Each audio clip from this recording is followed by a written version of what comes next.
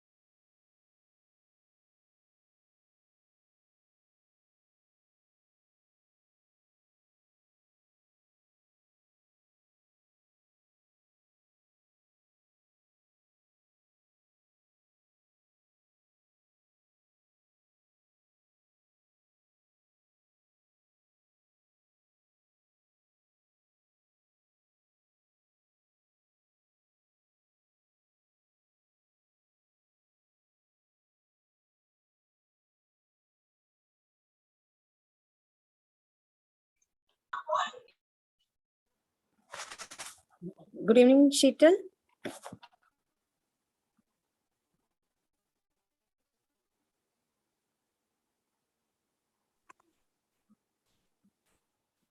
Good evening, ma'am. Selvi, ma'am, you please check, ma'am.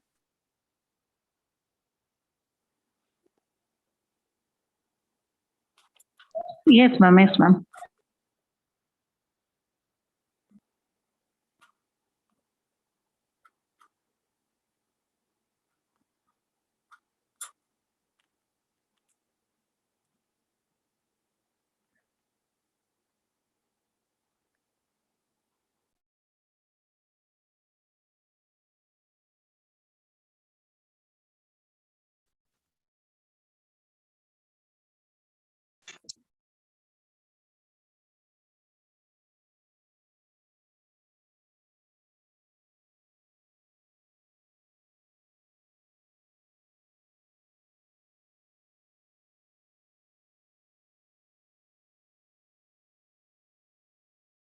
Selvi, ma'am.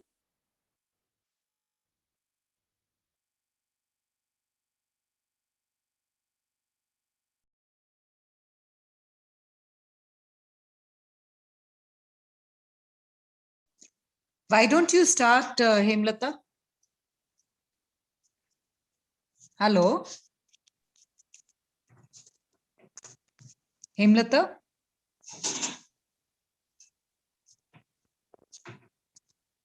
Good evening, ma'am. Just we are checking that comparing I think signal issues, ma'am. Just a minute, ma'am. I'll check, ma'am. Okay, no problem, ma'am. No problem. Yes, ma'am. Take your time. Thank you.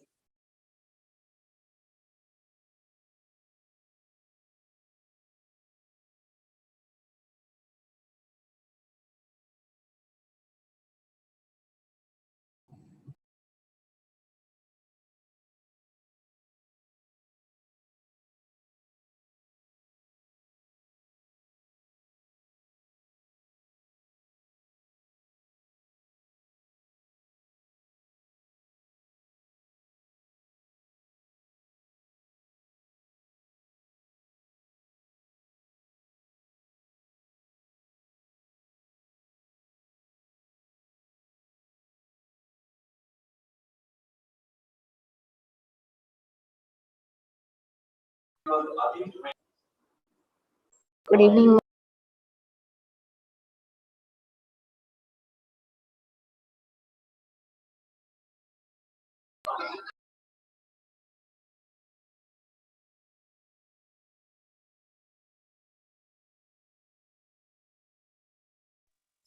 Sadam sir, Sheetal Lakshmi is there. Please make her co-host.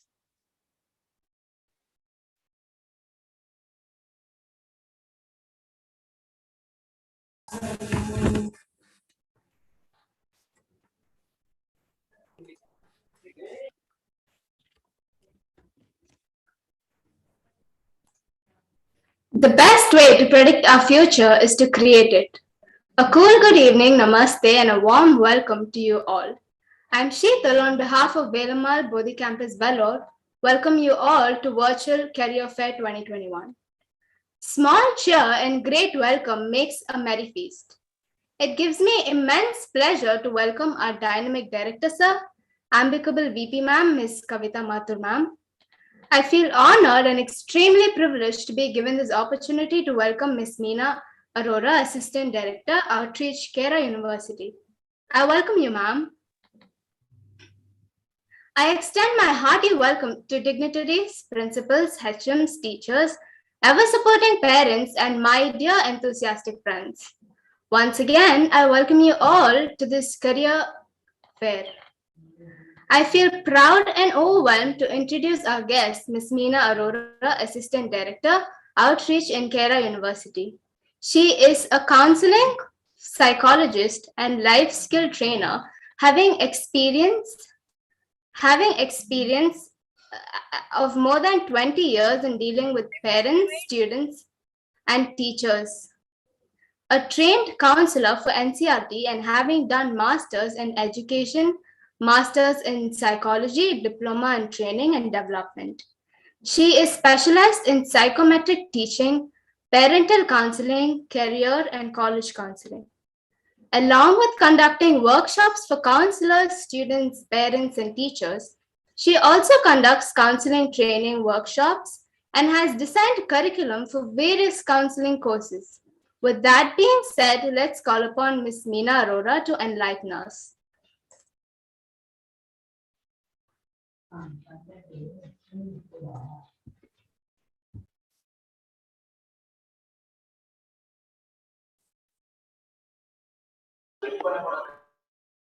Thank you.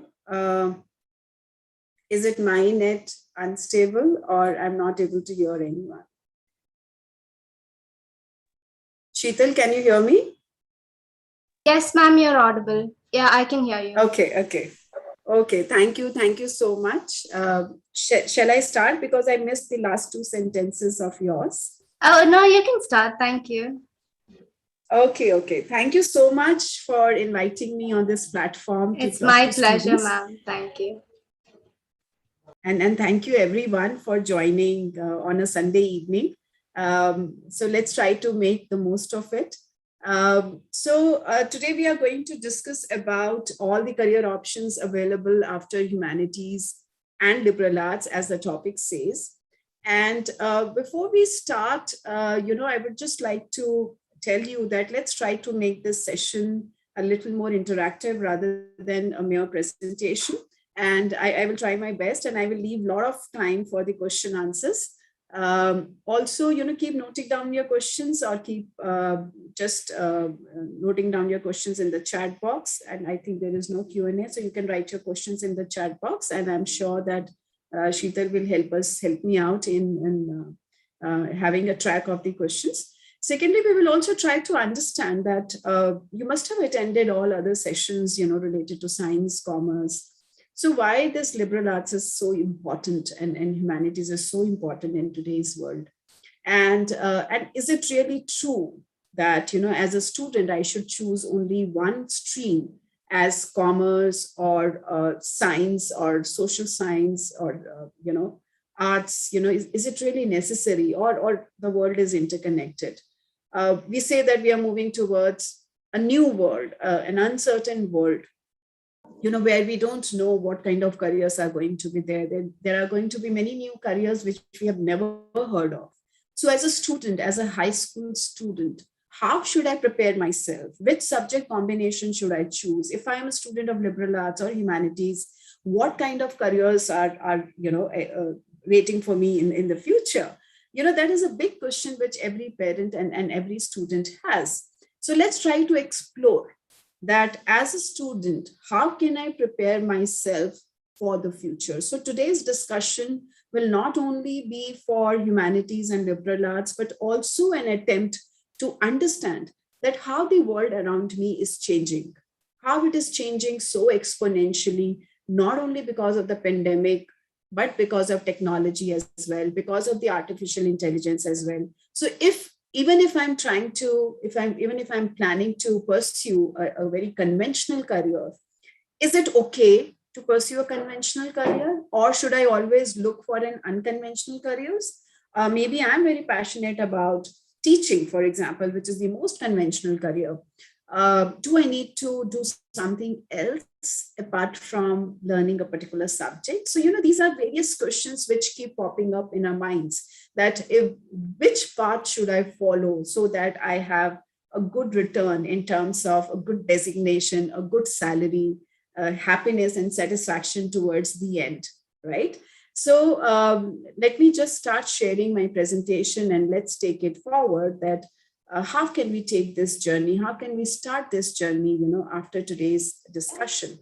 And do remember that, don't expect that after today's session, you will be very clear that, okay, which subject, history or psychology or economics, which subject I'm going to pursue. But it's more of having that thought, starting that journey, because making an informed career choice is a process, is a journey, right? It is not a decision which is taken in a day's time, right? So at least, start jotting down your value points, and unless and until you crystallize your thoughts on a sheet of paper, you won't be able to carve a career path for yourself. So it's a genuine advice and request to each one of you to take a paper and pen with you and start jotting down. If I'm asking you something, just start introspecting, reflect back. Okay, what kind of abilities do I have?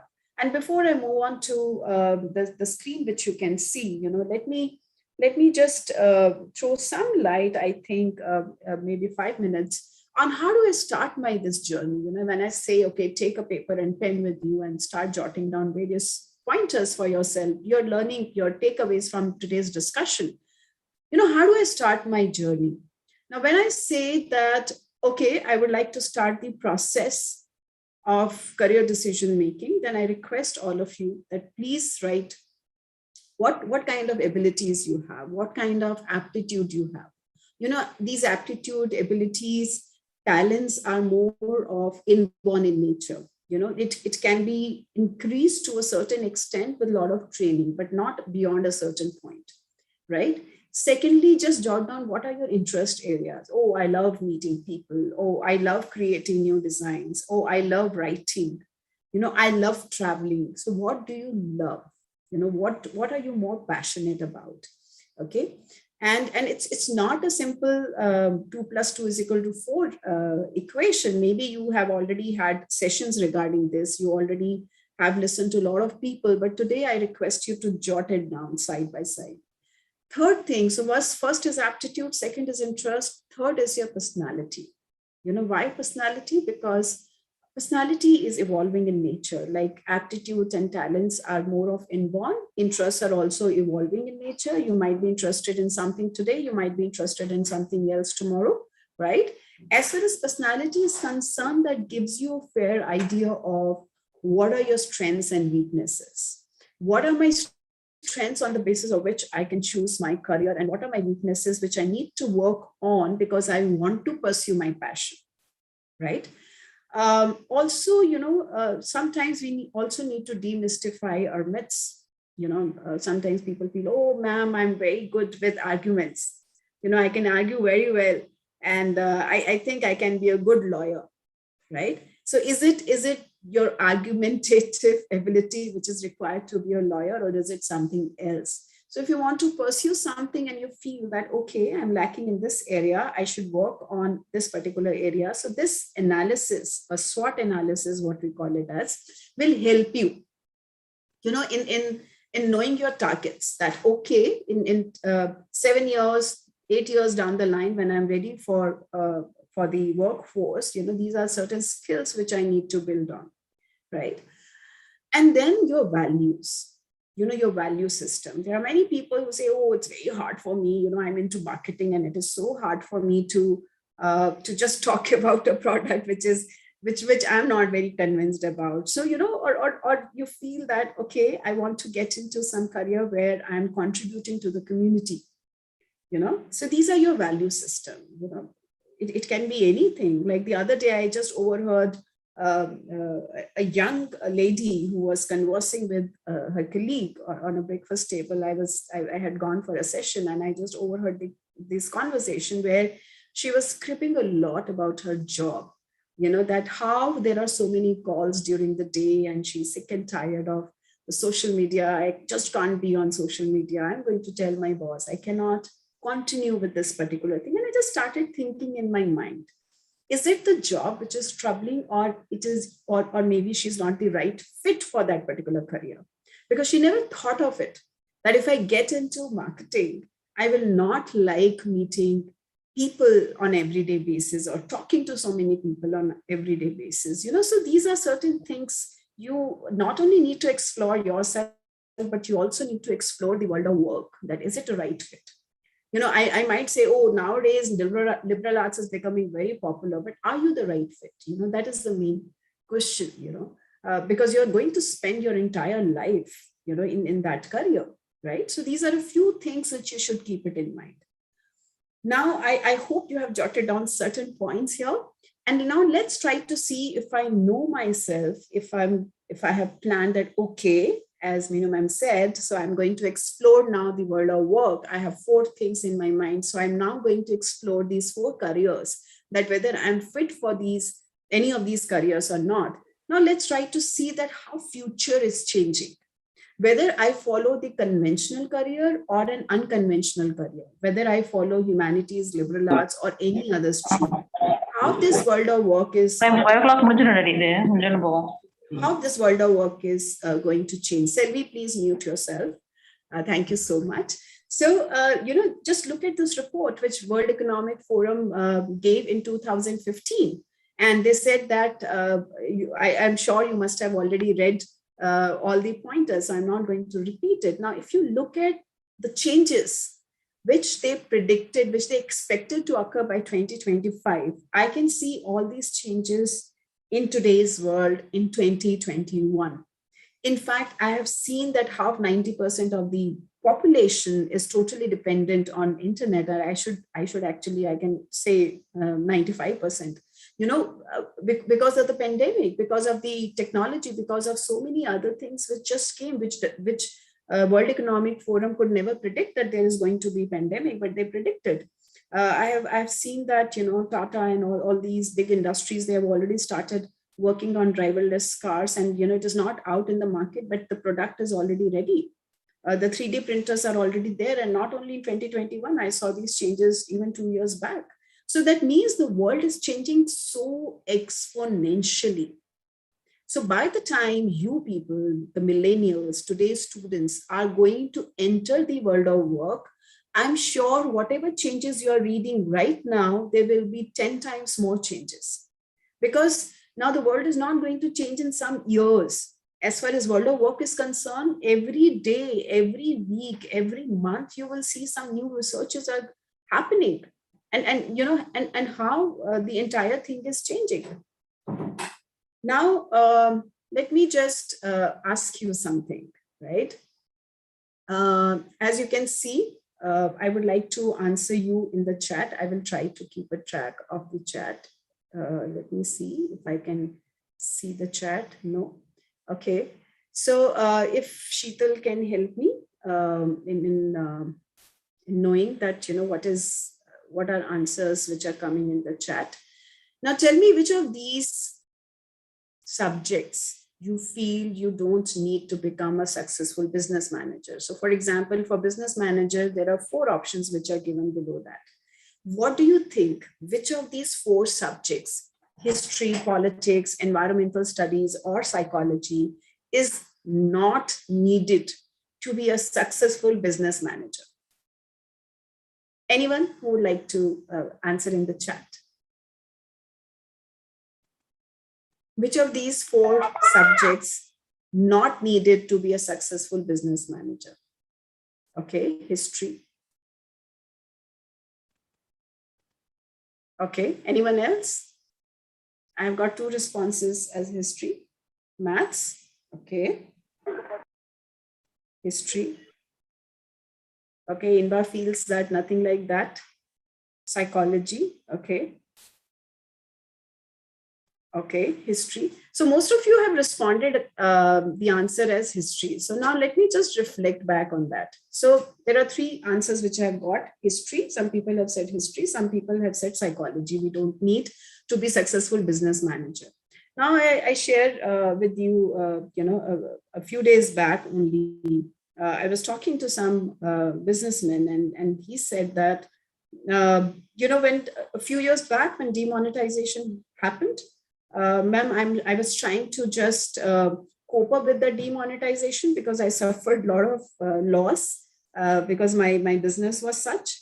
And I was just trying to cope up with that. And now pandemic happened, lockdown happened, and now, another set of loss.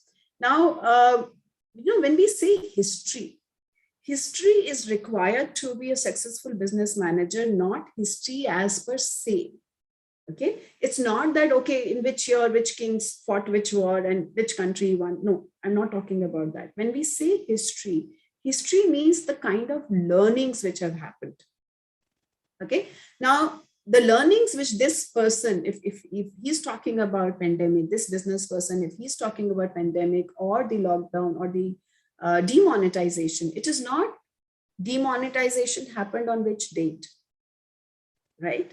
Or pandemic happened from which date to which date. No, but the learning, what is your learning? So many business people responded that, okay, my learning is that you should not have one business, but you should have 2 businesses running at the same time.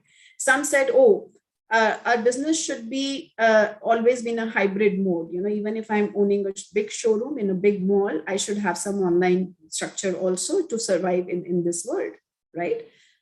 So demonetization, okay, so that means I need to change my financial process, right? So it's not that only business skill is required. What is business skill? Business skill is a combination of various things. Psychology is the most important thing to be a successful business manager, because Adarsh, you're very right. It is what happened and how they overcome that. That is the learning experience. And also, when I say psychology basically helps you in understanding the needs of your customer. So, the way a salesperson in any showroom deals with you is all psychology.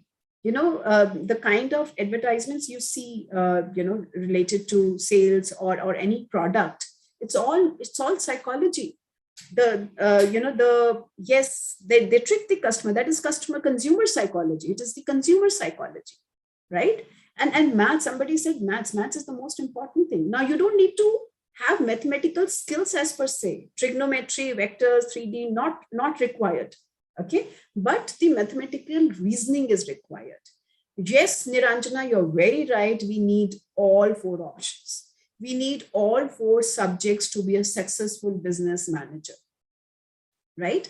Similarly, to be an actor, do you think we don't need any of these subjects? Maths, politics, business, psychology.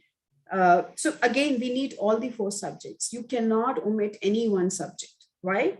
Now, if you look at all the celebrities, they are running their own business also, because as an actor, they can work only till a certain age.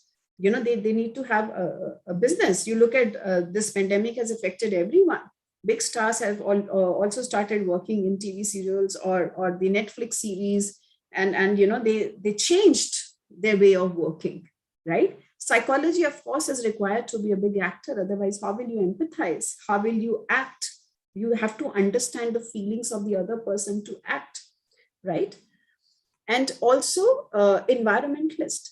As an environmentalist, you need to understand what we did in the past, history, what we did in the past that we are facing this kind of situation.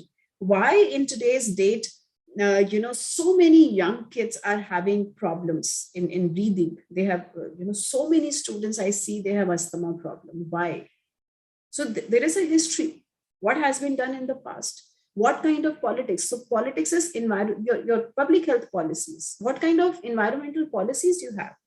How can you affect this environment through by enforcing the government policies? Because all the industries which are established, why they are established in the outskirts of the city? Because they are following certain government guidelines, because they dispose of certain wastes, which has to be disposed of in a good way, in a pro-environmental environmental friendly way. So public health policies, the government policies related to waste management are very, very important. Biology, how this environment pollution is affecting our system. Like I said, so many students I see, young kids, are having more of asthma problems. Data, you have to do the data analysis. Only then you will be able to judge that which part of the or which area I need to focus on as an environmentalist. I need to focus on the industries. I need to focus on the common man as an individual, as one person. How can I show my environmental behavior, right? Psychology, because I need to know the psychology of different regions. You will see that people in different regions, they behave differently because they have different belief system. In fact, they have different belief systems related to the environment also. In Delhi, we are facing we saw so much of pollution because of the Diwali festival, and it was not only because of Diwali, but because of the those places also where farmers were burning their crops. So that also contributed to the environment. So that is the belief system, that is the psychology. How are you going to convince these farmers that not to burn their crops like this? So there has to be some policy, but that policy should be based on the psychology of these farmers, because they might not understand the biology or this thing. You have to convince them. So if you look at any of the psychology, I'm going to talk about it later, because I will show you how psychology is important in every field. So let's try to now understand that what people have done, what successful people have done, in the area of liberal arts and sciences. How do I carve my career journey? So let's try to look at some, successful people. So again, students, a question for you. Do you recognize this lady? You can write in the chat box and following your chat. Anybody who recognizes this lady?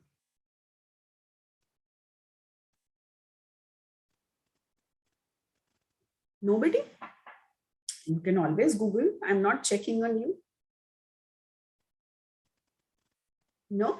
Okay. I hope all of you are listening. So she is, thank you, VVPI, VVP 10A, I think somebody has written. Susan, yes, you are very right. She's Susan Wojcicki, who is the CEO of YouTube. Any ideas? Bhavika. Okay, Bhavika. Thank you so much for your answer. And I would like students to, answer wherever I'm asking, because that will give me a feeling that I'm not just looking at the numbers and the names, but I'm talking to you people. So tell me, any idea about what could be her educational qualification? Any guess? Any guess? Yes, students, you can always Google. Again, I'm not checking on you. Okay. Business manager. Okay. Let's see. Let's find out. Anyone else who would like to make a guess? It can be wrong. That's perfectly fine. Physiology. AI. Physiology. Okay. Psychologist. AI, maths. Okay, now let me give you the answer. She has done bachelor's in history and literature, MSc in economics, right? And she is heading the techno field or the tech field for the past 20 years. Bachelor's in history and a CEO in YouTube. No degree in AI, no degree in technology. How come? How did she choose? So let's look at some more people, right? Let's try to understand what is the equation of this career journey. Who is he? I think this you must know. Generally, everybody knows. Yes, see? Jack Ma. Any guesses? Alibaba, yes, he owns the Alibaba. And any guesses? What is his educational qualification? He owns Alibaba. He's the co-founder and the former executive chairman of Alibaba Group. And he was, in his time, he was the he took the initiative to start the e-commerce company. Fourth class. No. He's not a dropout after fourth class. He did his undergrad program in English. So it cannot be history all the time, students. So he did his BA in English. And you will be surprised to know that when he was applying for his undergrad program, he failed thrice because his maths was not that good. But remember, he is the co-founder of e-commerce company Alibaba Group, which has so many other businesses. Like, it is not only one thing which he was doing. No, Balaji, he's not an actor. So from English, what did he learn? And how come after doing English, he became an e-commerce promoter, What happened? Okay, the third one. So I have two more to go. This is the third one. And after that, two more. Anyone who recognizes this man? Yes. You can switch off your video. You can mute yourself, but you can always answer in the chat box. He is Brian Chesky. Yes, Brian Chesky. And he is the co-founder of Airbnb. I'm sure that all of you must have heard about Airbnb, and maybe you have stayed there also. And if you look at his educational qualification, he's an interior designer and the industrial designer, right? Now, what he did as an industrial designer to become the CEO of Airbnb, no hotel management, no business management, but he is, right? And I will tell you a reason why I'm showing you all these cases. The fourth one, the second last, anybody who recognizes this man? Very well-known figure, although not very public figure. Okay, because I'm conscious of the time, so I will quickly move to the answer. He's Pratap Chandra Reddy, who founded the Apollo Hospital, the chain of Apollo hospitals across India.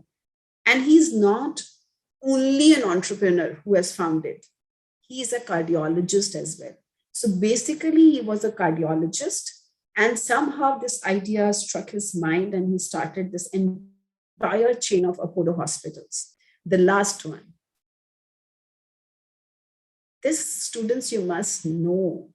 I'm sure you have coffee in his coffee house. So I have already given you a clue.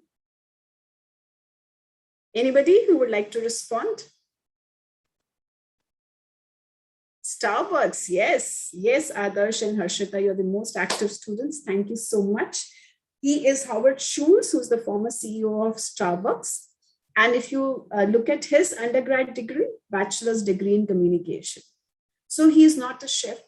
He doesn't know, he has never done hospitality management or hotel management, right? He doesn't know how to make coffee, but he knows how to sell coffee, right? So if you look at these five people, now there is a reason why I took these five people. These five people are very good with their with their work. They are successful in their own field. But if you look at their educational qualification, it is not a direct equation. So what does that mean? So that means that even if I do history, I should aim for AI, some AI post, or if I'm doing English, should I aim for some e-commerce? So it's not that. What I'm trying to explain you here is tomorrow, whether you are doing humanities, liberal arts, or whatever, whichever subject you are doing, the more important is the skill. Along with the education, it is the skill also, which is extremely important. What kind of skills you are learning as a part of your undergrad program. So when you're planning your career journey, your career path, it is not only that which subject should I take up at my undergrad level, it is also what kind of skills I need to pick up. It is a combination of both, right? Which will help you to be successful in future. Because if you look at the future, or even if you look at today's world, the digital, physical, biological, and in fact, I will add one more to it, the psychological world. All these four worlds are coming together. The boundaries among all these four worlds are diffusing. There are no clear boundaries, between digital and physical, or physical and biological, or physical and psychological. Because if you look at, today I see many people wearing a smart band which tells you that how many steps you have taken, your BP, your heartbeat, so many things are there in one band only. I remember those days when we used to run to the doctor, to have the BP checked, but now there is no need. Everything is there in one band, and you can just call up your doctor and you can share that, okay, my sugar level is this, my BP is this, tell me which medicine to take up. So it's biological, digital, physical, and psychological worlds together. Because as psychologically, I feel very safe. That as if I'm under observation 24 hours, because I keep observing my BP in that one band, right? If you look at the medical field, people feel that, okay, generally I listen that, whether I should go for the medical field or psychology or maths. But if you look at it, now everything is interconnected. You're living in the interconnected world. A surgeon who is doing the surgery is using all kinds of apparatus. That is nanotechnology. If they use a small camera in your endoscopy, or when they insert that camera inside your body and they do the operation, and there's a specific surgery which is done by inserting the camera inside your body, and the entire operation is done by looking at the screen, not looking at the body, right? So digital, biological, physical, the psychological comfort, think about that person who gets to know that, okay, the doctor is going to perform a surgery like this on my body. Oh my God, and will I be alive or not? So psychologically, you need to convince this person, right? So I can go on with examples. Designing field, even the chair on which I'm sitting today has been designed by somebody keeping psychology in mind, because now we are moving towards the online work. So is this chair comfortable according to the human being figure, that I can sit for the entire day, right? So, these are the few things which are there. So the entire trend is changing. People, you don't even need to move now. We are moving towards globalization. Whatever strategies, whatever new researches are being done in one part of the world are going to influence every career in the other parts of the world. Now, many industries are coming up with the corporate social responsibility. And why I'm talking about it, I will explain it a little later. The knowledge economy, now information, the knowledge is becoming very, very important. It's not the degree, it is the knowledge. Even if you're a gold medalist, but if you cannot apply knowledge in your work situation, you're gone. You're not needed. The demographics are shifting. So it's not that, we are moving towards gig economy. It's not that you will be there in a job till your retirement age. No job is secure. Only your career is secure. Only your skills are secure. And if you look around, you will see all youngsters having those highest positions, because the promotion, the leadership in organization is not only based on your on your work, but it is on your degree, but it is based on your work, your performance. Your appraisal is based on that. People now don't look for that, how you move vertically. They want to know that if you are, say, a finance manager, or you are in the marketing department, do you know how to deal with the finance? Do you know how to deal with the advertising department? Do you know how to deal with the public relation officer? Do you know how to deal with the customer? Right? So they want to see that whether you can think in different directions or not, whether you can adapt yourself to changing situations or not. Do you know that how AI is entering into the career which you are aiming for? So don't think that if you want to pursue liberal arts or humanities, AI will not be needed. It will be needed. But you have to understand how it is weaved into liberal arts and humanities, right? Networking is very, very important. So that brings me to the point, if I look at those successful people also, that what is liberal education all about? Does it mean that if I study history, I can pursue something related to science? No, it's not that. Liberal education is basically the need of the hour, the future, because it is going to empower you with broad-based knowledge and the transferable skills. So when I say that I'm going to enter into a world as a student where I don't know what kind of new careers are going to be there, then which subject should I study today? So that means if I have a broad-based knowledge and I know how to deal with situations, if I'm good with my problem-solving skills, my critical skills, my innovative skills, then I can apply those skills in any new career.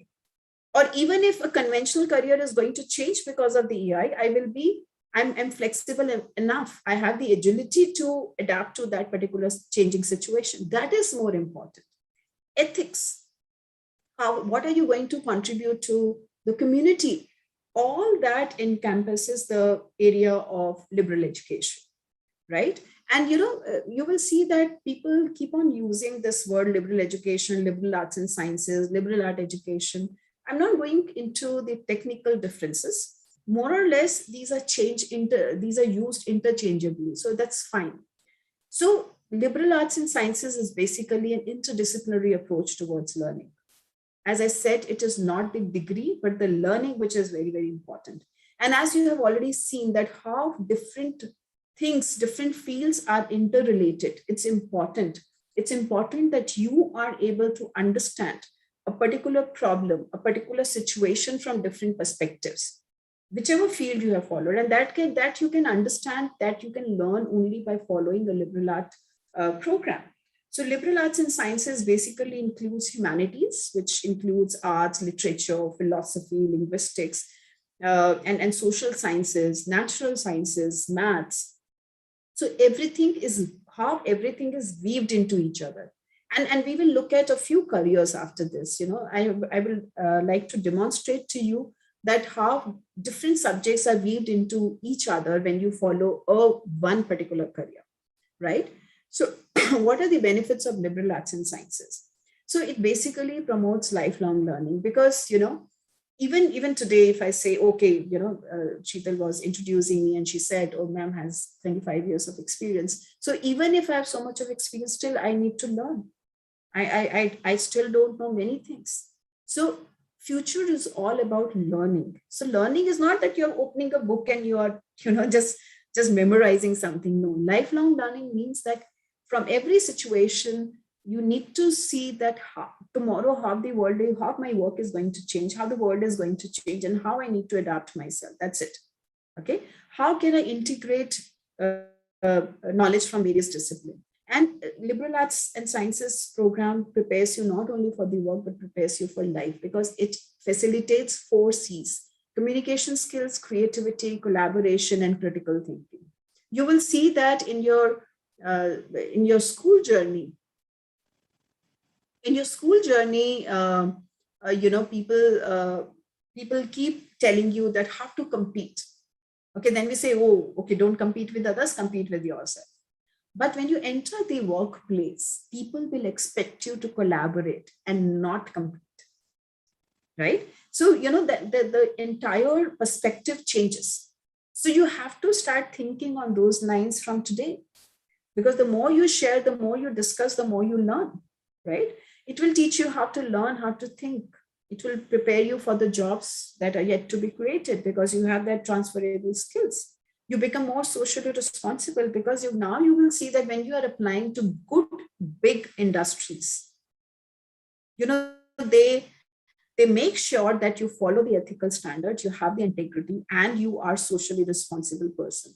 So it is not something which needs to be shown only in the resume as your community service. No, but they are actually, these big industries are actually involved in the in giving back to the society, right? How can you communicate well? How well you can adapt to the changing scenario? Are you flexible enough? Are you preparing yourself for the uncertainties? Maybe I feel that, oh, AI is very much in demand, data analysis is very much demand, and I pick up that career. But maybe 10 years down the line, the scenario changes, or maybe it requires another set of skills. So am I prepared to upskill myself, right? It enhances the cultural understanding, because when you study liberal arts and sciences, they will tell you that how this particular concept is viewed from maybe Eastern perspective, from the Western perspective, and how it is different, what are the similarities, right? And of course, liberal art education, if you get a degree, you might not be able to get a very high salaried job as your first job, right? But it prepares you to be a leader. Because once you start working in an organization and you're able to collaborate, you are able to push the team, you are able to give a different perspective to the situation, you are able to contribute positively to the organization, you have a better chances to move up rather than a person who has a degree, right? Because you have learned those skills also. You don't have just that paper degree, but you have learned the skills also, right? And also it prepares you to understand that, if you have studied 3 subjects together as major, minor, then you're able to understand, okay, in which subject or which area I should do my PhD or my master's program, right? Now let's try to look at that, how these multiple perspectives work. So I will give you a few examples here. So let's try to understand the COVID situation. Now this COVID-19 situation, many medical researchers went on and they came up, they were trying to work on the vaccines and everything. But before the vaccine came up, before the medicine was prescribed, what was the first thing which they came up with? Social distancing. Of course, it is physical distancing, not social distancing as per se, but yes, social distancing word was used. Why? How? Because they looked at the history. Okay, 100 years back when something happened, then how people dealt with it. Okay, so this is the way you should deal with it. So many politicians, many scientific researchers, they were able to come up with this solution because they had a multiple perspective approach, because they tried to look at the problem not only from the biological angle, but from different angles, right? Similarly, suppose, after liberal arts and humanities, you can also work as a psychologist. Now, as a psychologist, what is required? Should I study only BA Psychology honors? Or should I go for liberal arts program? Which one is better? Many times students ask that. Now, I myself, I'm a counseling psychologist. So I would like to reflect somewhat here. Now, as a psychologist, you should know the law. Why? Not the entire law. You don't need to do LLB, but you should have some understanding of the law. Because as a psychologist, when you're working with the organization, you should know about the POCSO, the laws which support, the child abuse, right? The sexual abuse. So as a psychologist, I should be aware of that. I should be aware that whether the present government is going to support the counseling services or not. As I see, the present government is giving a lot of support to CBSE nowadays. And CBSE is coming up with, career counseling in different schools. They are coming with various mental health programs, for students. So politics, not politics as per se, but you should be able to understand that, okay, what is the role of central government? What is the role of state government in my state? If I want to work as a psychologist, do I need to get a license from somebody to work as a successful psychologist, right? Philosophy, sociology, why? Because in different cultures, you will see they have a different kind of lifestyle. They have a different kind of belief system. So as a psychologist, am I aware of those different cultures? Now I see a lot of therapies happening online. So do I know how to make use of AI? There are AI enabled chatbots. So as a psychologist, how can I contribute? Can I develop a program? Can I develop an app where people don't need to walk up to the clinic and they can have the counseling session online only, right? So if you can always pursue your career as a psychologist, but if you want to be a successful psychologist, then you do your undergrad program. You can always do a major in psychology. Maybe because I don't want to move out from my state, I want to study in my state university only, and I want to do a major in psychology. That's perfectly fine. Okay, but along with that, also try to equip yourself that what else can I do? So I should have knowledge of AI. I should have knowledge of the biological sciences, because many psychologists are working in the health sector, because they deal with those patients who are suffering from some chronic diseases. You can also pursue your career as an economist. Okay, now what do I need to be a successful economist? I can take a major in economics, but if I'm doing a liberal arts course, then I can take a minor in psychology, and maybe at my master's level, you can pursue behavioral economics. Right? You can also pursue the financial investment. You can also work in stock exchange, because if you look at the stock exchange, it is all driven by psychology. It is all guided by what kind of decisions people are taking. It is also affected by how international relation or international policies are changing. So as an economist, you should be aware of that also. So even when you are doing a major in economics, there are different things which you can combine as an economist, and you can work in different organizations. If you combine economics with environmental sciences, maybe you can work in the area of sustainable event management. This is a new career which is coming up. Sustainable event management. And please go through World Economic Forum website, and you will see that in their last conference, which was focusing on sustainability, they took a company who did this sustainable event management for them. So how this is practiced? So that is the future.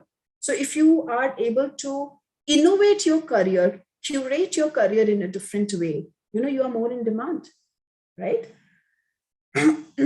So similarly, in the area of liberal arts and sciences and humanities, you can combine different subjects together to innovate and curate your career. So just these are the few ideas for you that how can you combine these subjects? You can combine psychology and social studies, right? By combining psychology and social studies, maybe in the future, later on, you can go for consumer psychology, you can go for the legal services, you can go for, the organizational development, because now all the industries, they are employing organizational psychologists. So as an organizational psychologist, you can work in industries who have their branches across the globe. So for that, an understanding of the society will help you a lot. So psychology in combination with social studies give you a good platform to be an organizational psychologist. Combining economics and environmental studies, I just explained how you can use the two. You can even go for public policy, because all the government organizations are now involving the youngsters, that how policies can be made to promote the environment, right? Computer science and philosophy, very, very interesting, and a true example of liberal arts and sciences. Computer science, when we talk about AI, no gaming, no program can be developed if you don't understand philosophy and psychology. All the softwares which you see, they work on the human psychology. All the the entire gaming industry works on the human psychology, right? So even if you see different chatbots, on different websites, how that chatbox or how Siri or Alexa is going to respond to you is all psychology. There are people who are writing those conversations, that if a person asks this question, what this AI bot is going to respond, how this AI bot is going to respond, so that as a human being, I feel that, okay, my question is being answered. right? If you look at the gaming industry, you will be surprised to know for gaming industry or for any software, psychologists work because human beings are required because the interface is machine, but actually you are dealing with human beings. Many gaming industries are employing architects, right? So as an architect, it's not necessary you will work in a construction agency only, industry only. You can work in the gaming industry also, because when they're developing those games, you will see that there are certain games where as a person you're moving in different directions, you're following a particular map. All that is designed by an architect, virtual architect.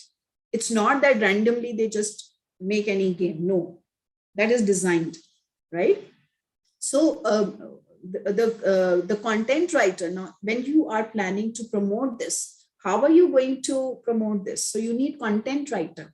You need different content writer for different kind of subjects. So if you are, say, having an undergrad degree in literature or in English as a part of BA degree program, then you can work in different areas. You can work with the gaming industry, you can work with the education industry, design industry, travel industry, fashion industry, medical industry, and you can work as a writer, as a content writer, right? Because their content is going to be very, very different.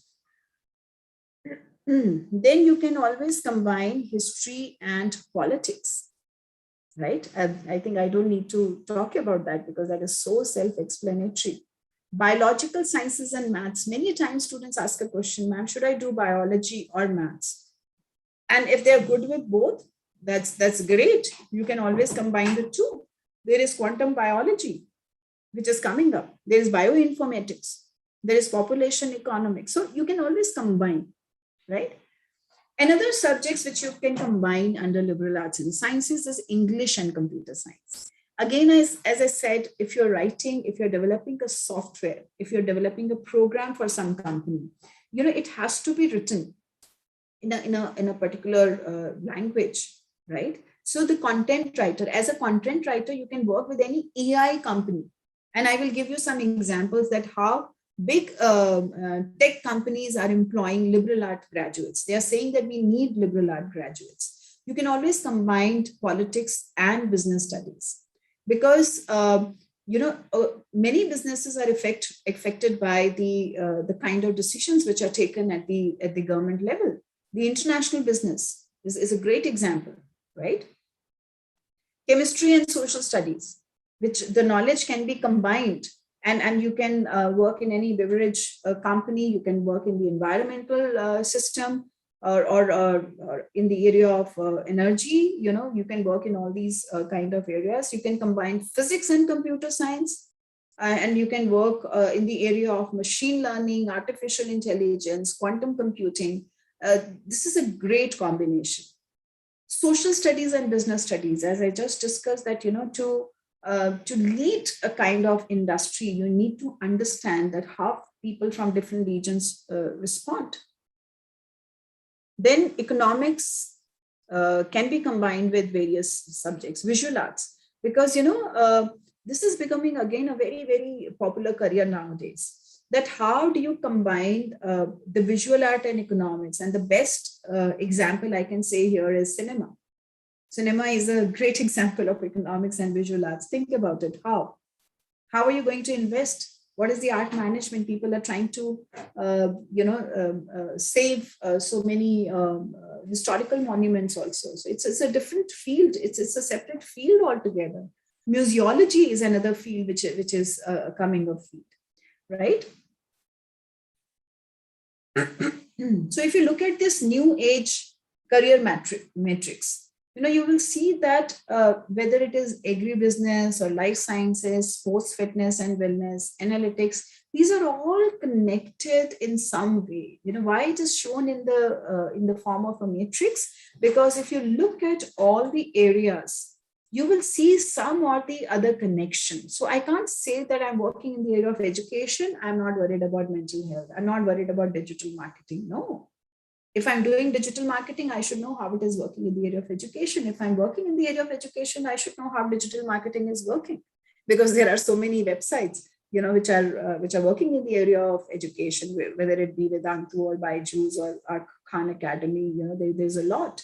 So you will see that liberal arts in education is not something which is there for students who have not decided about their careers. Generally I listen to people and they say, oh, you are not decided, take up liberal arts and sciences and then you can declare your major minor later. No, it is the need of the hour. It is the need for the future.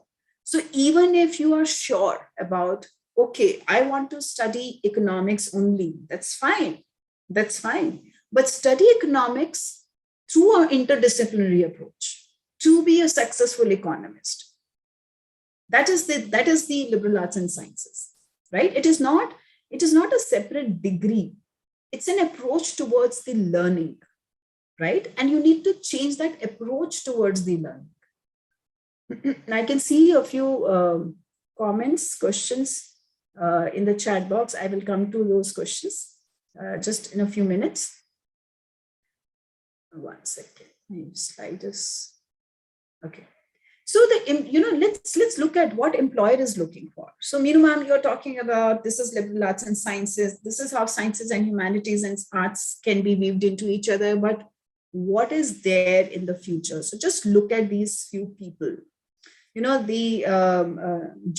Thangaraj, he says that if we talk about, say, advertising is not only focusing on the consumer problem and business, it is much more beyond that. Manoj Kohli, who is the country head of SoftBank, he's saying that we are looking for, students who have a degree in history, literature.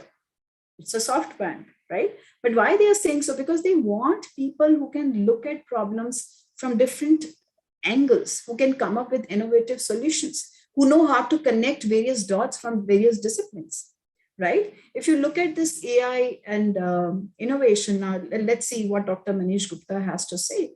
He says that, we need, and he's the director of Google Research India, and he's saying that we need people from ethicists, philosophers, economists, lawyers, psychologists. He's not asking for people who have done an undergrad program in AI. And I'm not quoting these things, after Googling.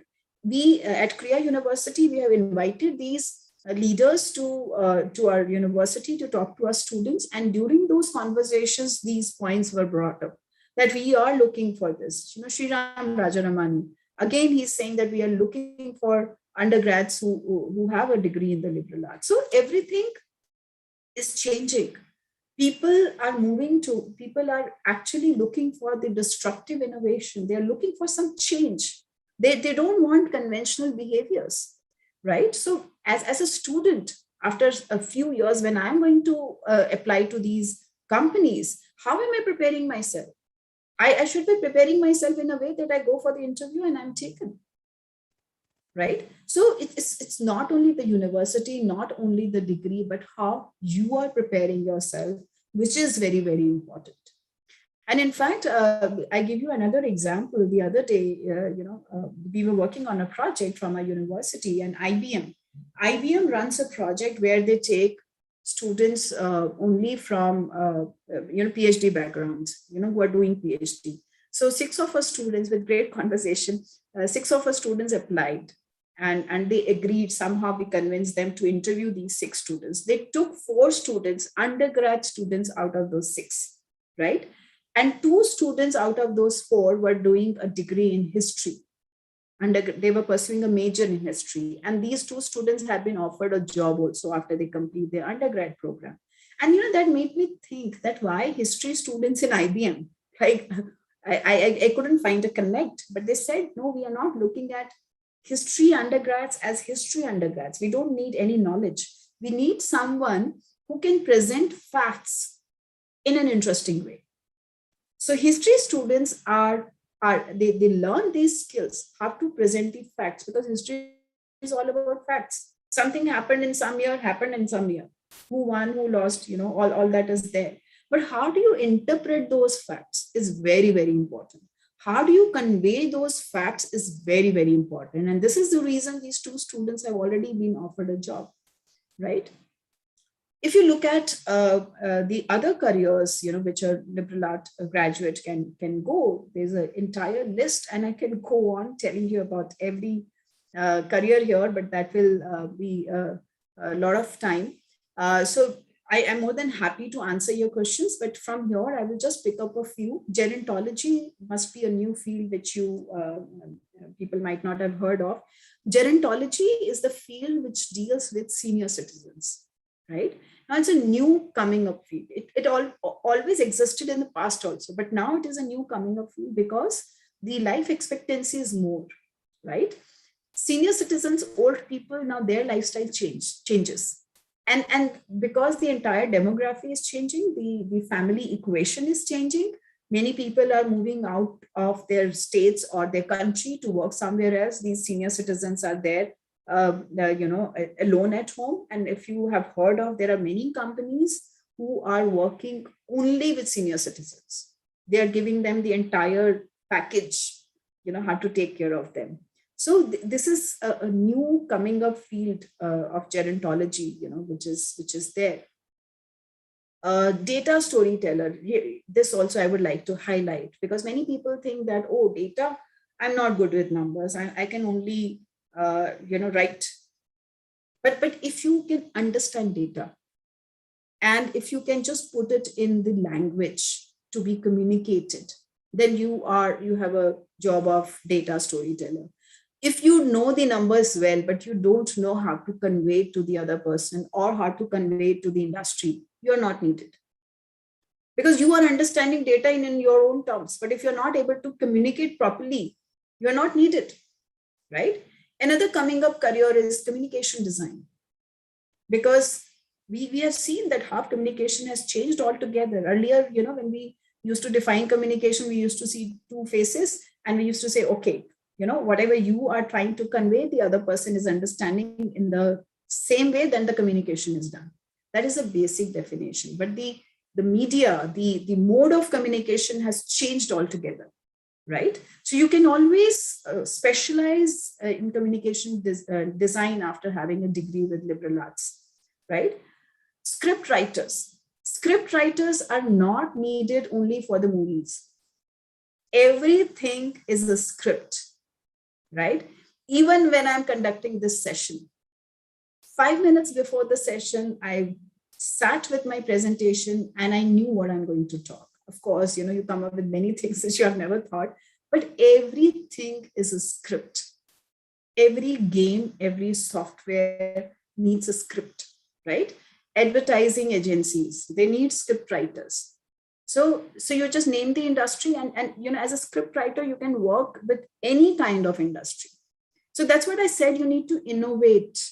You need to curate your own career. Of course, now this is another list. Of course, you can take a screenshot of these two slides because it has huge kind of data and it is only some names. There are many things which are going to be there in future, which even I'm not aware of, which you will see as you grow. International relations, GIS, film and video editors, because there is so much on YouTube, there's so much available, but who is going to edit that? Everybody loves shooting, but who is going to give it a direction? Who is going to give it a shape? Customer relationship, event management, hospitality, technical writers, photographers, bloggers. Bloggers it's a separate career altogether. It's not a side job. It's a entire career altogether, right? So I think I will stop here, and I'm more than happy to answer certain questions. I'm just looking at the chat, and there are already some questions there. So I will just start with these questions, and I will request all the students and parents, if they are there, if you have many more questions, please keep writing in the chat box and I will keep responding to that. So the first question, which I can see here, is by Adarsh. That can be combined computer science with business studies? Yes, definitely. Because as I said, as far as business is concerned, business You have to be now ready for the hybrid system everywhere. Whether you want to be a doctor, whether you want to be a journalist, whether you want to be a teacher, whether you want to be a business person, you should know how to combine the two. Because, we are moving towards the fifth industrial revolution. You will see that a lot of industries talking about fourth industrial age. Okay, now, ma'am, what is this fourth industrial age? Okay, now let me just give a background. The first industrial age, revolution, we say that when the steam engine was invented, the people used to commute with the help of bullock carts and all, everything changed. People started, oh my God, I will just reach in one day only instead of 10 days to a particular place. That was a big change which came up. Then the second industrial revolution came where we had the electricity and the assembly lines were introduced and many people lost their jobs. Many people upskilled themselves and they were absorbed in these companies. So new jobs were invented, because of that assembly line. Then the third industrial revolution, when the computers were introduced. And earlier when I was young, I used to see that, okay, everybody used to learn stenography and typing and all that. All of a sudden that was wiped off. Nobody wanted any more typists because it was all computers, right? And technology, the information technology was a boom. Fourth industrial age, where AI, machine learning, Internet of Things, all this is very much in demand. So you can't say that, oh, I don't know anything about AI and all. You have to know. That is the need of the hour. The fifth industrial age is all about how you are going to integrate AI and human skills. The fifth industrial age is all about how you humanize technology. So it's not that human beings and technology are going to work in silos, but they are going to work together. So the fifth industrial revolution is totally focusing on that how these two people, that is the robots and human beings, can work together, how to humanize technology, right? So when you say computer science and business studies, it's the perfect example of humanizing technology. How can you do business through computers? So you don't need to, maybe you don't need to have a degree in computer science as computer science, but you should have some knowledge, right? So that you know how to promote your business through computer science, through various kinds of technology. How can I use blockchains? How can I use the cryptocurrency or the other things in my business? That is what it is all about. Another question I can see is about law. So as far as law is concerned, of course, I'm sure you must be aware of the integrated law degree, where you have the 5 years integrated law degree. You do your 3 years and 2 years together, and then you can later on you can specialize in any law. The only thing here I would like to say is, in fact, even as a lawyer, it's not only the knowledge of law which is important. It is the psychology also. It is the sociology also. You should know how different people act, because in the court of law, you need to present facts in a certain way. So like I was giving you an example of a history student, they know how to present the fact in a certain way, the communication skills, right? And as a lawyer, you should specialize yourself in a particular field, because even AI has creeped into the field of law. So there will be many things which will be done by, like the basic petition and everything will be done by the AI. What you can do as a lawyer, that should be your specialty, right? That should not be done by any AI. So what you can do as humans, that is more important, right? Okay, let me see the next question. Aeronautical engineer. Darshan has asked this question, aeronautical engineer. So again, it depends. I would like to ask you, Darshan, that why do you want to do aeronautical engineering? Is it your passion with airplanes or your passion with engineering? What is your passion? And then you choose your field accordingly. Then what innovation you can do with this particular field? Of course, aeronautical engineering can be done by any engineering technical institute. So you have to have a BTech degree. Of course, you can work with various airlines. And but what kind of innovation you would like to add on to it? That is very, very important. One student, I think, if I'm not able to read the entire name, it's coming only half. So the student wants to know about the teaching profession. I'm so happy to hear that. Education is going to be the boom in future. Why? Earlier, we used to see government schools, central universities, state universities. Now you can see there are many more new universities which are coming up, right? And in fact, you will see very soon, it is already in the process, many foreign universities are going to invest in India. They will have campuses in India. It's coming very soon, right? Now, again, as a teacher, it is not a general figure as a general career as a teacher. Now you have to define what kind of a teacher. First of all, which subject, right? Secondly, which level. Do you want to teach students at a primary level? Then you have to go for a different course. So after doing your schooling, you can go for, we call it as BLEd or DLEd. In some states, it is known as DLEd course, where they teach you, where they train you how to teach these primary school students, right? So you can work in any primary school teacher. That is one. Secondly, do you want to teach the middle school students? As the middle school students, it is different. Okay. So for middle school students, again, you have to go for DLEd only. Of course, you can go for BA, BEd also. I will come down to that. So there is a direct course of DLEd also, which is a 4 years course, where you can teach till 8th standard, right? Now, the students of primary and students of the middle school are very different. So which age group would you like to deal with? Some people feel that, oh, I would like to, work with only the youngsters. So youngsters meaning only 3-4 years, then you should go for nursery teacher training.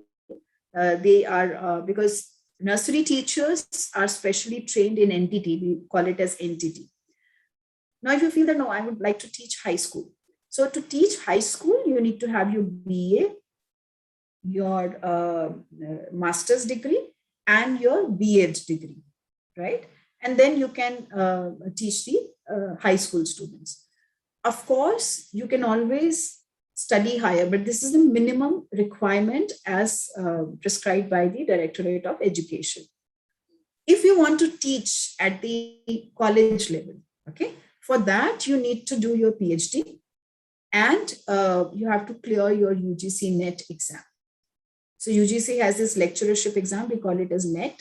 So if you clear that, you can teach. Now, every year they keep on revising their eligibility criteria. Sometimes they say that, okay, if you have your PhD degree, then you don't need to give the UGC NET, but every time it keeps changing. So this is the safest, that you do both the things. And now PhD can be pursued straight away after your master's program, because the new education policy has scrapped off MPhil, right? So I think the student is clear now about nursery teacher training, primary school teaching, middle school teaching, high school teaching, and the college university level. And then you can, at the university level, then you can work in any university, state, private, or central university. So if you have further doubts, you can please ask. I can see so many questions. I will try to answer all. Next question is about the political science. Now, as far as political science is concerned, of course, you can do an undergrad program in political science if you are pursuing a degree in the Central University. If you are doing it as a liberal art program, along with the political science, you can take any minor also. And after that, you can always specialize in international relations, or you can also work in the area of, many times I've seen, it's an interesting area if you want to pursue political science and then pursuing gender studies. Right? So like Ambedkar University in Delhi, they give a master's degree in gender studies, and, it is an interdisciplinary approach. So then you can work, at the government level, because you have a combination of the two. So again, you need to innovate. Along with political science, what else? If you want to pursue the teaching profession, then after doing your undergrad program, you have to go for your postgrad, your master's program in political science, and then either B.Ed or UGC NET as per your requirement.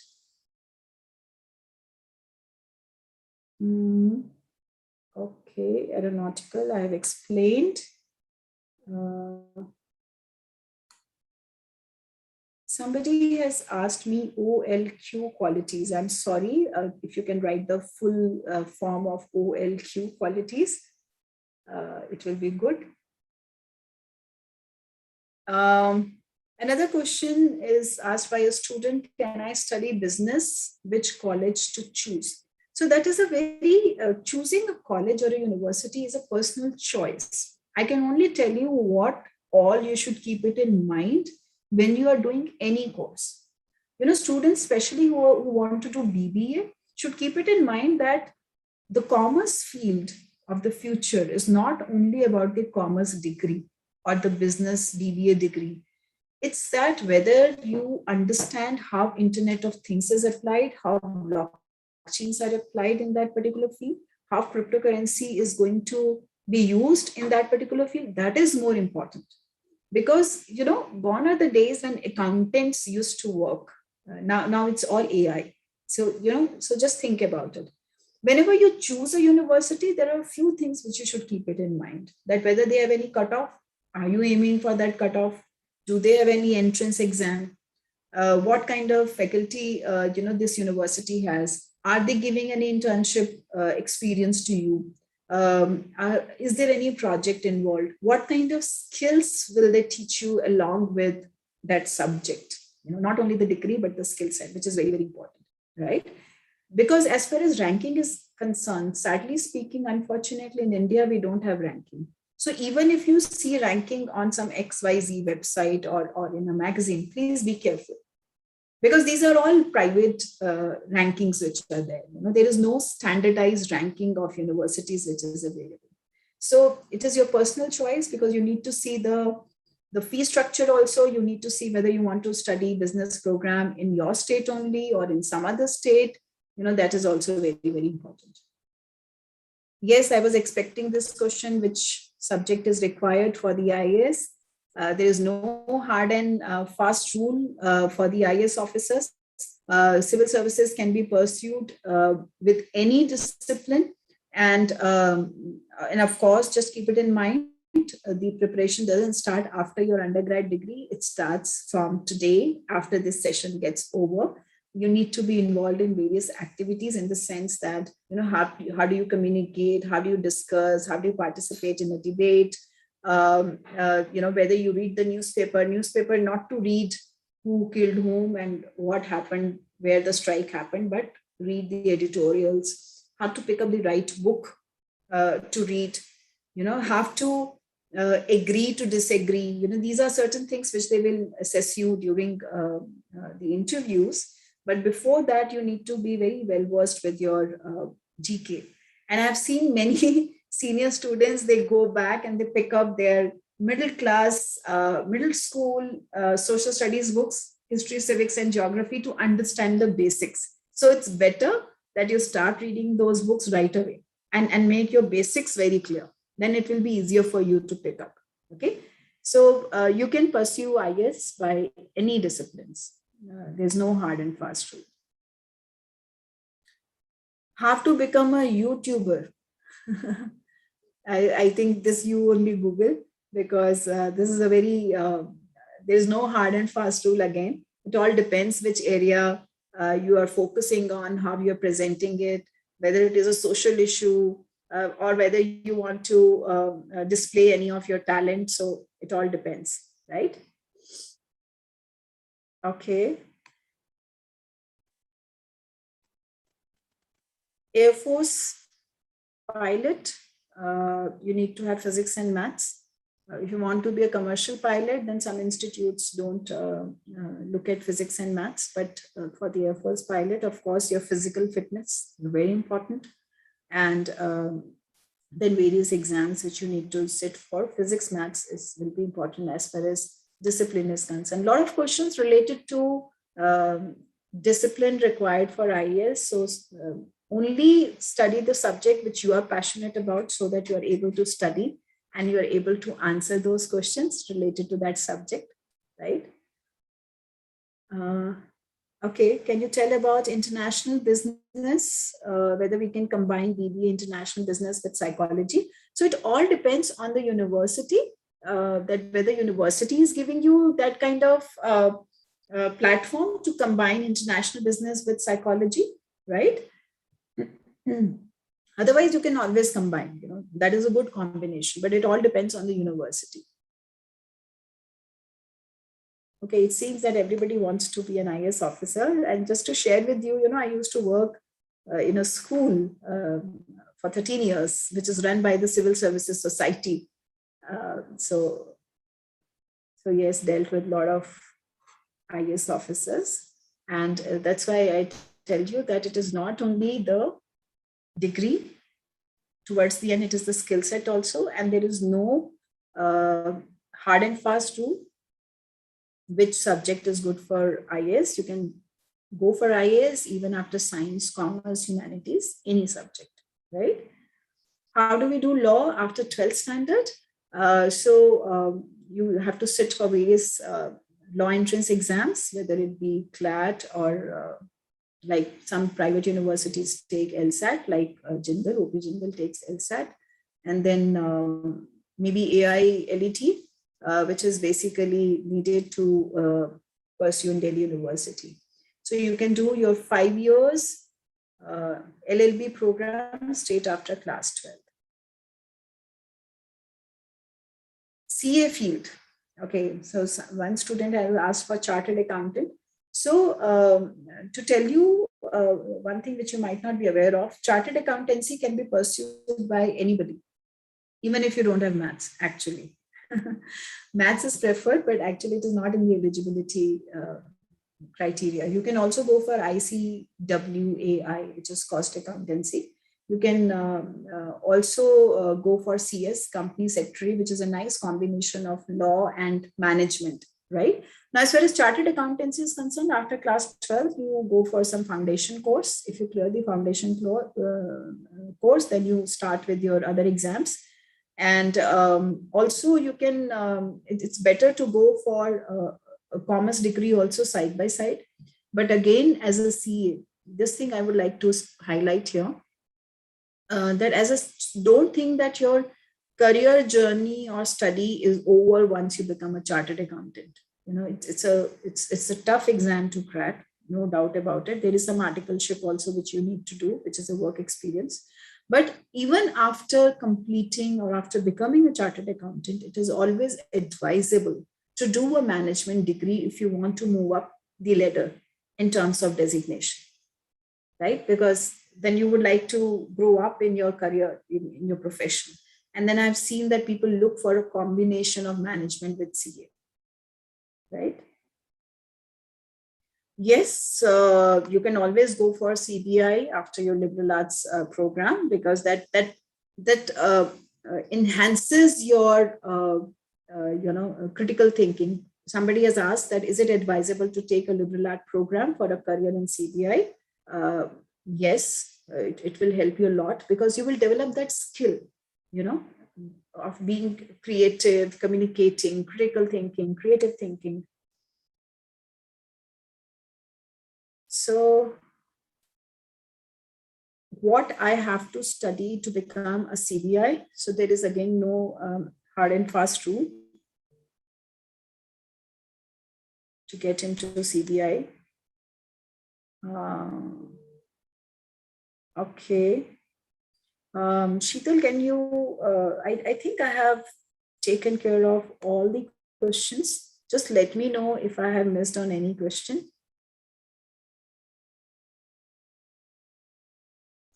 No, ma'am, you haven't missed on any questions. Okay. So I can see that a lot of people are sending me questions in person, although still I have tried to share all the questions.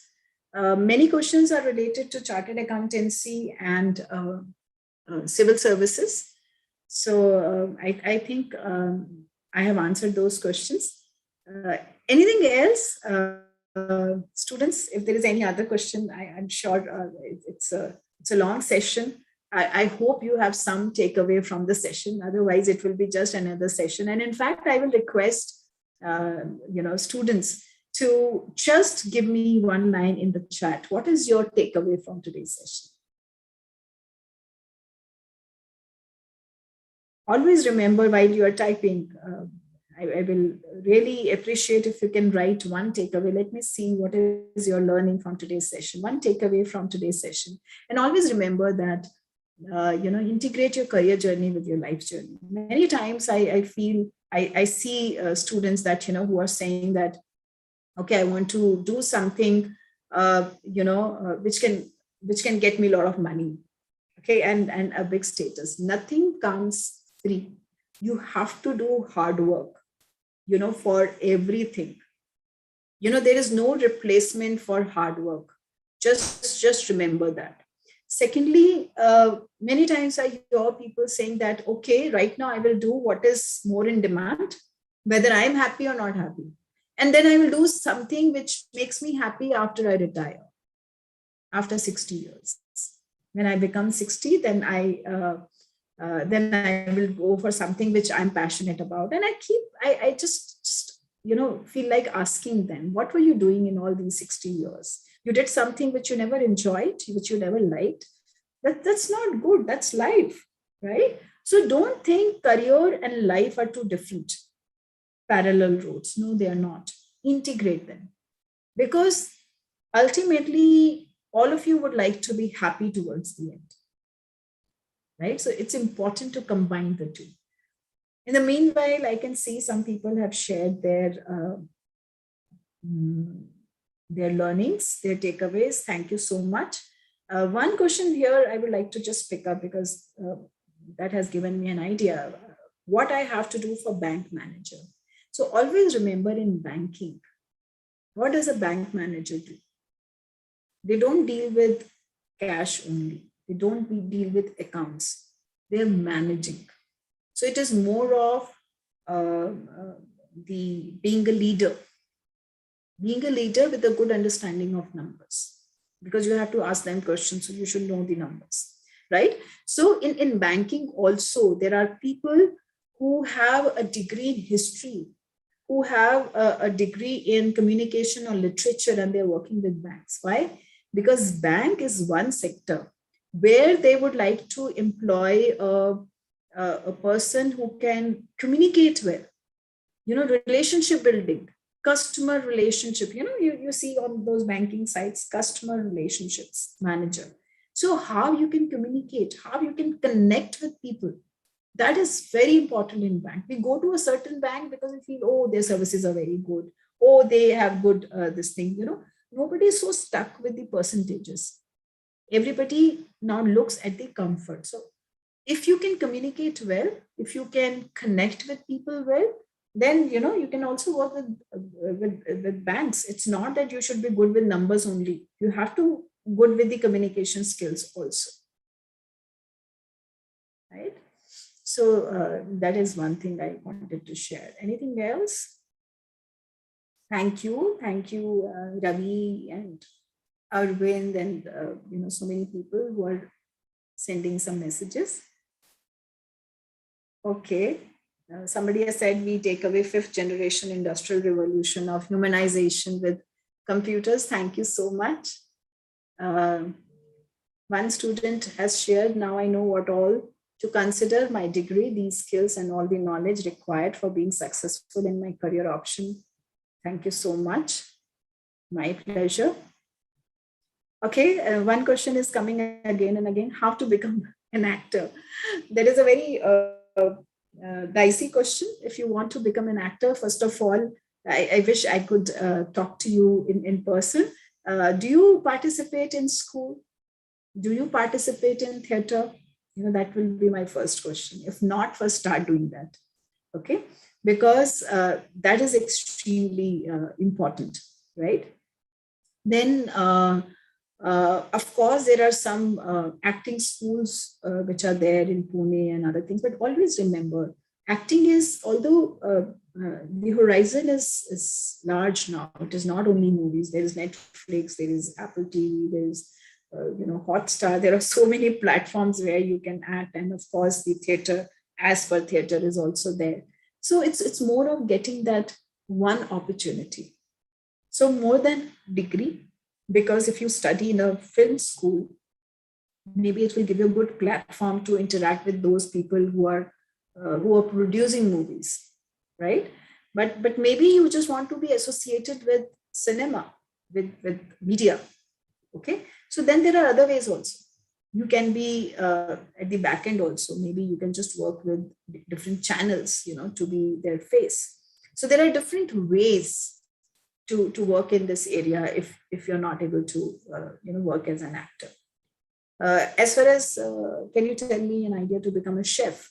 So again, my question to you will be the same. Do you cook at home? Do you try helping your mom? Right? Have you tried making something? How do you know that you want to become a chef? Why do you want to become a chef?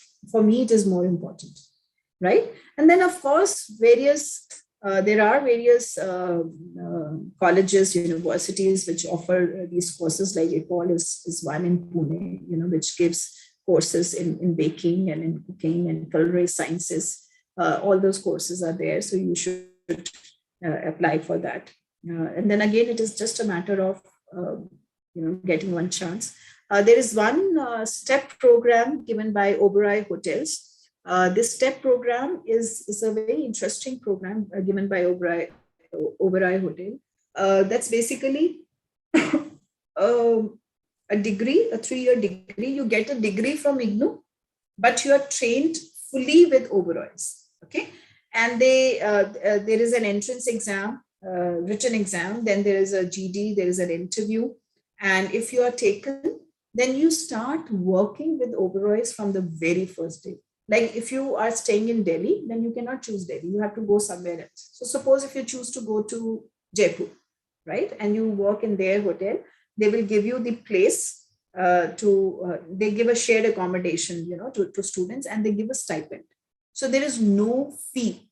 You don't need to pay them a single penny to do that program. You will get a degree in hotel management from IGNOU. The exams will go on. So in a week's time, 5 days, you will be working in the hotel on the job training, and only 1 day you will be having your theory classes, right? And then, it is a semester system. So you give exam semester wise and then you keep clearing. But there's a lot of on-job training which is given.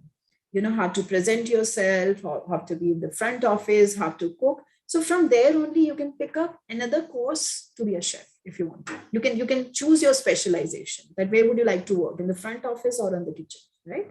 So that you can do. There is no degree or a particular discipline which you need to become an actor, because somebody has asked which degree we have to study to become an actor. So there is no particular discipline.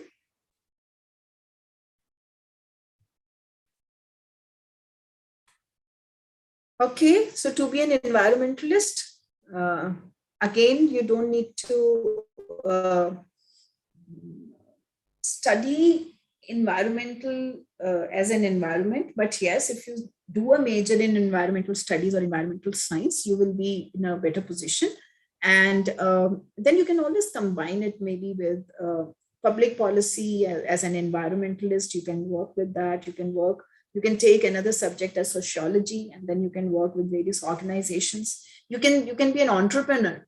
If you want to be an environmentalist, and if you understand the concept of sustainability, like in Delhi, there is Terry University, TERI, Terry University, which has a lot of programs in the area of environment.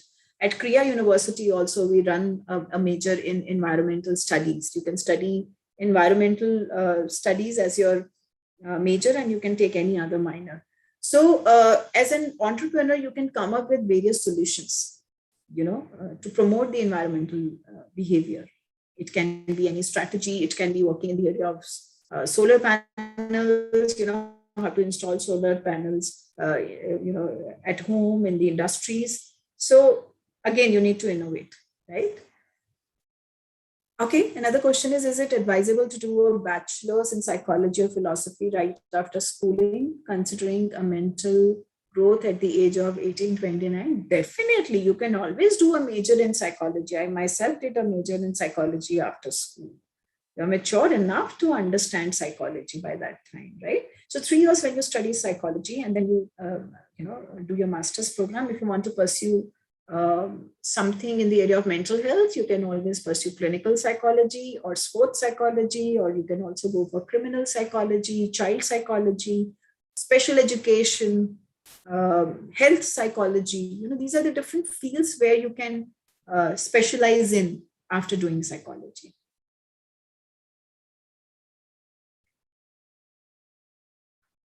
Okay, Sheetal, we have already gone beyond time. Would you like me to continue answering, or we can just wrap up, because actually I'm late for my next session?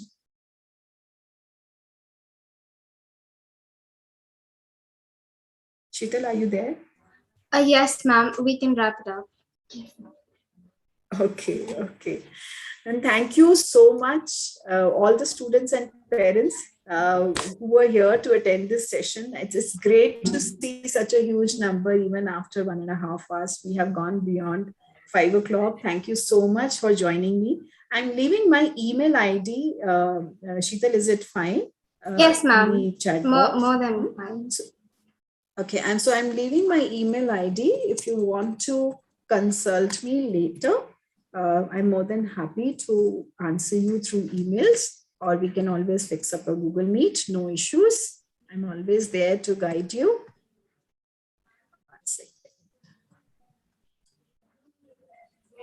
Yeah, so you can please note down my email ID, and I'm more than happy to connect with you again. I hope this session helped you in some way, because I'm very much conscious about it, that there should be some takeaway from you. And I was so happy to read so many takeaways on chat box. Thank you so much. Yes, ma'am. Sheetal, It was a really informative and interactive section. Thank you, ma'am. It is a great honor and privilege to propose the vote of thanks. First and foremost, thanks to our special guest, Ms.Meenu Arora, who despite her busy schedule has found time to grace this virtual fair. Thank you so much, ma'am. And also I'd like to express my heartfelt gratitude to Vice Principal, HM, teachers, and my dear friends. Once again, I thank you all for joining this virtual fair. Thank you. Have a great evening. Take care.